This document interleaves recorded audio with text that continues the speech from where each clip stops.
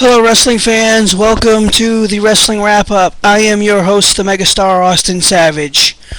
As you guys can see who watched the last episode, I got some curtains back up, do the show, and this week I'm not going to talk about Raw, I'm not going to talk about Impact. Everybody seems to be clamoring for all these shoot-style promos and these shoot-style videos. So what I'm going to do is I'm going to do a little bit of a shoot right now.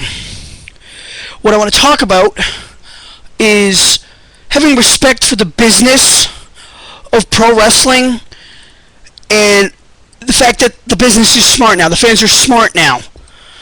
This whole CM Punk thing, and as you can see, my hat says straight edge. My shirt on the front says straight edge means I'm better than you, and on the back it reads alcohol is for the weak. It has nothing to do with CM Punk. I've had these shirts for a long time. The shirt for a long time. I've had the hat for a long time. I've worn it on a lot of videos.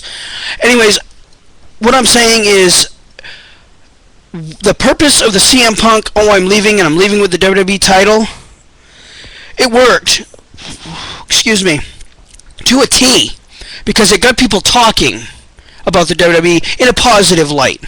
In a lot of ways in a negative light, but everybody talks about the WWE. Everybody shits on the WWE in a negative light. As some of you may notice, I am holding the WCCWA Championship, which we'll get into later in the video. And everybody's trying to figure out, leading into Money in the Bank, oh my god, is Punk going to leave with the title? Would Vince let him leave with the title? Oh my god, would he actually do it? And it got people talking. That was the whole point. Yes, Punk came back Monday night on Raw. And for anybody that hasn't seen the video, go to WWE.com. They have an exclusive video in which Punk says that he's back in the WWE. This will lead into some type of match at SummerSlam between John Cena and CM Punk for the WWE Championship. I hope. Anyways, that's the whole point, people. It got fans talking in the internet wrestling community to their friends, watching Raw every week. What's going to happen? Now, as I alluded to earlier, respect for the business and the fact that the fans are smart now. When I was growing up, I was born in the 70s, 78 to be exact, I'm 32 and a half years old. Wrestling was a dark secret. Nobody knew what happened in the locker room. None of the fans knew. In the 80s, we got a little bit smarter, but it was a very close-knit circle in the business. In the 90s, it blew up with the internet. Fans got to know things. There were dirt sheets. There were internet shows. There's all kinds of stuff. And now here we are in 2011. You can't go anywhere on a wrestling website without getting a spoiler. Oh, this week's Impact spoilers. This week's SmackDown spoilers. This match was taped for Superstars. The smart fans aren't the ones that go to those websites and read the spoilers. The smart fans are the ones that tune in every fucking week and watch the shows and want to be surprised. We're the ones, that want to see the show as it happens, as it unfolds. We don't care that Impact spoilers were taped and posted 3 weeks ago. We're going to watch the show Thursday night, and we're going to be surprised when something happens. Those are the truly smart fans. I'm going to set this belt down so I don't drop it or throw it through the camera or anything, because it's almost fallen a couple of times. And what I want to talk about now is my wrestling career. And it took an interview with wrestling's greatest tag team, Charlie Haas and Shelton Benjamin, the current ROH World Tag Team Champions, for me to sit back and think about tag team wrestling as it related to my career and my success in my career. As I've talked about on this show many times, I am a 20-year veteran, and I say 20 years, I am including my amateur career as well. I was an 8-time WCCWA Tag Team Champion. I held the titles with 3 different guys. My last title reign lasted 6 years. Yes, fans, you heard it right. 6 years as tag team champions. We were a team known as the Revolution. Nightwalker Eddie Ramsey and the Megastar Austin Savage.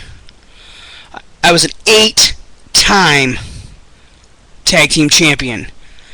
And in the midst of my career, I didn't really think tag team wrestling was all that important. I enjoyed it, and I still enjoy watching tag team wrestling. And ROH has the best tag team wrestling in the world, bar none. I love to watch tag team wrestling, and here I am. I've been retired almost 4 years, and looking back on it now, tag team wrestling played a huge role in my career. I mean, 8 reigns as tag team champions. I was an 11-time United States champion. Like I've said a million times, a 19-time heavyweight champion. I was a 7-time world television champion, a 3-time cruiserweight champion. Because our company was based in Maine, I was a Maine champion, I believe, 3 times. A hardcore champion 16 times. Altogether, I think I held like 71 or 72 championships in my 20-year career. Anyways, we always had respect for the business. When we went into a production meeting for a show, what happened in that meeting around that table stayed in that room around that table. We didn't go talk to fans, or we didn't go talk to internet shows or anybody else. We wanted the fans who came to the show to be surprised when they saw the outcome. It's not like I went to a production meeting, went home, kissed my wife, said, "Oh, by the way, come to the show on Friday night. I'm going to be the heavyweight champion." We didn't do that. And nowadays there's so many insiders and so many people leaking information, and yes, it makes the fans smart, but it makes them dumb all at the same time. And I'm just going to keep rambling on and on and on. And for anybody that was expecting the wrestling wrap-up to be about Raw this week, I apologize, but I felt like doing a shoot this time, so here I am. What else can I talk about? John Cena won the WWE title from Rey Mysterio, who won it less than 2 hours before that. What was the point if they were just going to have Punk come back? To me, that was satisfying Rey Mysterio, satisfying John Cena, and making Triple H look like a genius in terms of his booking. I think Triple H taking over the WWE is a good move at this point. Not to say that Vince McMahon was ready to leave, because I don't think he was. And for those of you that don't know, right now Triple H is not completely in control. He will be gaining control after WrestleMania this coming year. He will be taking over the day-to-day operations of the WWE. I would like to say, with 100% shoot, 100% serious, thank you, Vince McMahon, for giving us the WWE, because without the WWE, we wouldn't have professional wrestling. We would have professional wrestling, but it wouldn't be what it is today. Thank you for the sports entertainment business. Thank you for growing it from professional wrestling, because they are 2 completely separate things. Pro wrestling is ROH and indie wrestling. Sports entertainment is Impact Wrestling and WWE. So thank you, Vince. Thank you for everything you've done over your entire career. The true fans of sports entertainment and professional wrestling really do thank you. With that said, I think I'm going to wrap the show up. I'm on about 8.5 minutes here. I only get 15. I could ramble on and on all fucking night long about everything. ROH will be debuting on the Sinclair Broadcasting Group September 24th. Check Sinclair Broadcasting website, or check ROH.com, or excuse me, ROHWrestling.com, to see where it will be playing in your area on what channel. It is a nationwide market, so I would imagine just about everybody will be able to get ROH.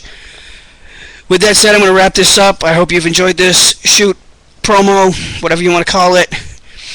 I'm the Megastar Austin Savage. This is the Wrestling Wrap-Up. You can email the show, wrestlingwrapup@yahoo.com.